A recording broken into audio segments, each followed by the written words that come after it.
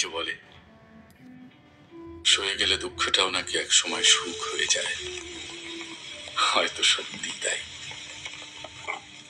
প্রথমে যে যন্ত্রণা বুককে বিদীর্ণ করে, যে দুঃখের রাতগুলো দীর্ঘ হয়, যে অভিমানের চোখ ভিজে ওঠে, সময়ের সাথে সাথে তা ধীরে ধীরে ধীরে ধীরে নিস্তব্ধ হয়ে আসে,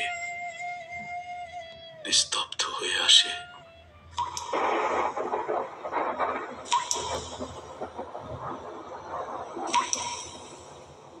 যে তুমি আমাকে পাওনি, কিন্তু সে আমাকে পেয়ে গেছে আষাঢ়ের ঝুম বৃষ্টি, কাল বৈশাখী ঝড়, গ্রীষ্মের ঘরতাপ, বর্ষায় চোখে ঝর্ণা, শীতের বাতাস, হেমন্তের ছড়া পাতার গান, শরৎ রাতে আকাশের শুক্লপক্ষ চাঁদটা। আমার ঠোঁটে রোজ কতবার চুমু খায় সিগারেটের ফিল্টার, বুকে নেমে বসে থাকে নিকোটিন। কিন্তু তোমাকে যে পাইল সে বড় দুর্ভাগা। তোমারে পেয়ে সে শুধু বসন্তই পেয়েছে, সেখানে অর্ধেক ভাগ আমার।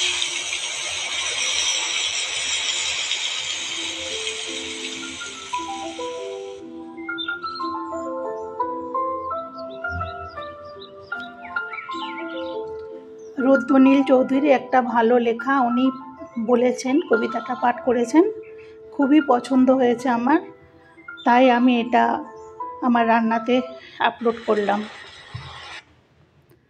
খুব ভালো লিখেছেন উনি, অনেক গুণী মানুষ তো, ওনার সব লেখা আমি পড়ি, খুব ভালো লাগে।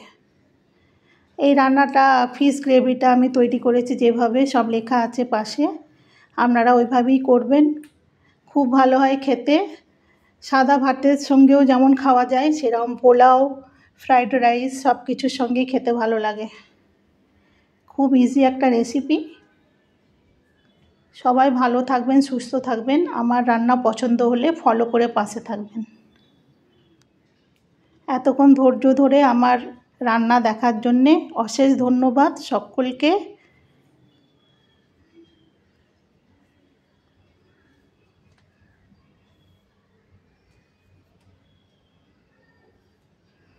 আপনাদের কার কী লাঞ্চে তৈরি করছেন আমাকে কমেন্টে জানাবেন।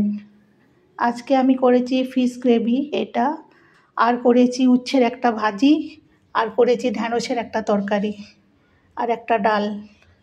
এটাই আমাদের লাঞ্চের মেনু। আপনারা কে কী তৈরি করলেন আমাকে অবশ্যই জানাবেন। আমার এই মাত্র রান্না কমপ্লিট হলো, আমি রান্নাটা সঙ্গে সঙ্গে আপলোড করে দিলাম। আপনারা এভাবে তৈরি করুন, এখনও অনেক টাইম আছে লাঞ্চ হতে, পারলে তৈরি করে নিন, খুব সহজ একটা রেসিপি। এবারে রান্নার উপর একটু ধনেপাতাও ছড়িয়ে দিচ্ছি, কাসুরি মেথিও দিয়েছি আগে। এবারে আমি গরম জল দিচ্ছি।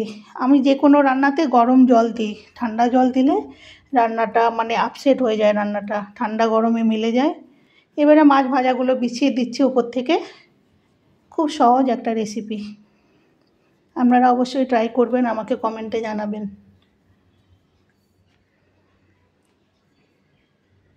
এবারে একটু গরম মশলা ছড়িয়ে দিলাম ওপর থেকে, আর 1 চামচ মতো ঘি দিয়ে দেবো। 1 চামচেরও কম ঘিটা দিতে হবে, বেশি রিচ নয় রান্নাটা, খুব হালকা রান্না হয়, খেতেও খুব ভালো হয়। থ্যাংক ইউ, সবাই সুস্থ থাকবেন, ভালো থাকবেন।